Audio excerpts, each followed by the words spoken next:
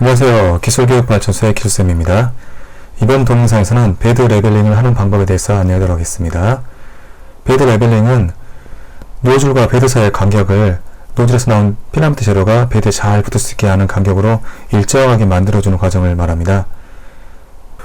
베드 레벨링이 처음에 잘 돼 있다 하더라도 출력물을 베드에서 떼낼 때 같은 경우에 충격이 가해질 수가 있는데요. 이러면 다시 베드 레벨링을 해야 될 수도 있습니다. 베드 레벨링이 잘 되어 있지 않으면은 3D 프린팅 과정에서 첫 층부터 베드에 잘 붙지 않게 되거나 또는 심하면 노즐에서 베드와 노즐이 맞닿게 되면 필라멘트 재료가 나오지 않을 수도 있어서 출력을 시작할 수도 없게 될 수도 있습니다. 프린터 규정마다 베드 레벨링 하는 방법 다양합니다. 오토 레벨링도 있고 수동 레벨링도 있고요. 반영구적으로 레벨링이 고정된 것도 있는데요. 수동 레벨링 하는 경우에는 프린터에서 보면 오토 홈 또는 홈 엑시스 등의 메뉴를 LCD 메뉴에서 찾을 수가 있는데요. 그 메뉴를 실행시키게 되면 노즐을 출력 원점인 0,0,0으로 이동시켜 줍니다.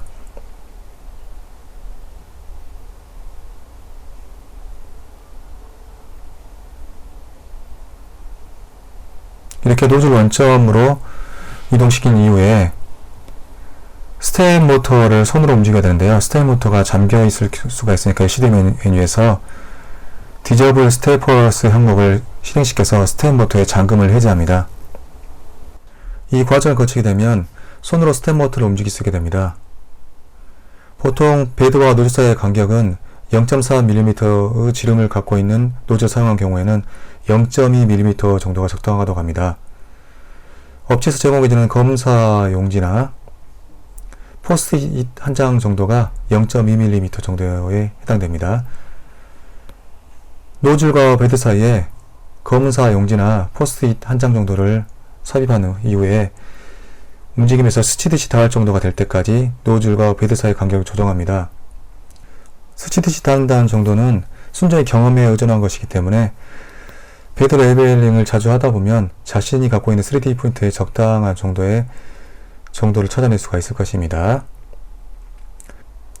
노즐과 베드 사이의 간격이 너무 빡빡하다거나 너무 헐거운 경우에는 베드 아래쪽에 보통 조정 나사가 있는데요.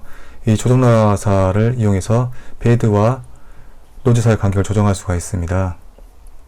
물론 조정 나사가 위쪽에 있는 경우도 있고 조정 나사가 없는 경우도 있습니다. 3D 프린터의 매뉴얼을 우선 읽어보시기 바랍니다. 아래쪽에 있는 경우에는 이렇게 3개가 있는 경우가 흔한데요. 조정 나사를 오른쪽으로 돌리게 되면 노즐과 베드 사이의 간격이 일반적으로 벌어집니다. 넓어집니다. 왼쪽으로 돌리게 되면 노즐과 베드 사이의 간격이 좁아집니다.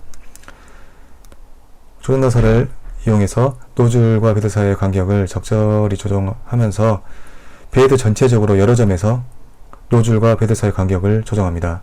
한 점만 하고 끝내게 되면 그 점은 조정이 됐지만 다른 부분에서 베드와 노즐 사이의 간격이 일정치 않고 틀어진 경우가 생길 수 있기 때문에 베드 전체적으로 노즐과 베드 사이의 간격을 일정하게 유지시킵니다.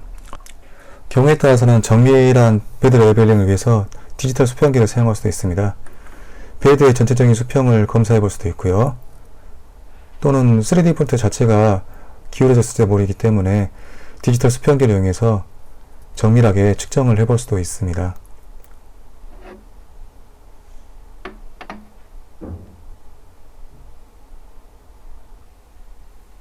베드와 노즐 사이의 간격을 정밀하게 측정하기 위해서 디지털 인디케이터를 사용할 수도 있습니다.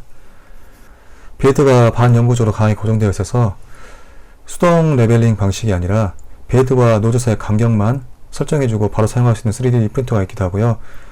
자동으로 베드 레벨링을 해주는 오토 레벨링 기능이 있는 3D 프린터도 있습니다. 오토 레벨링은 베드와 노즐 사이의 간격을 측정해서 그 측정 차이만큼씩 3D 프린팅 할 때 반영해서 프린팅 해주는 기법인데요.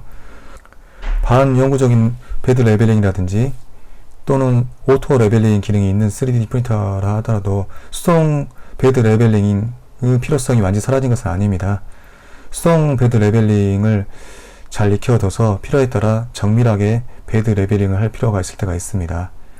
잘 익혀둬서 3D 프린팅의 출력 품질을 높여보도록 하면 좋겠습니다. 고생했습니다. 다음 동영상에서 만나도록 하겠습니다.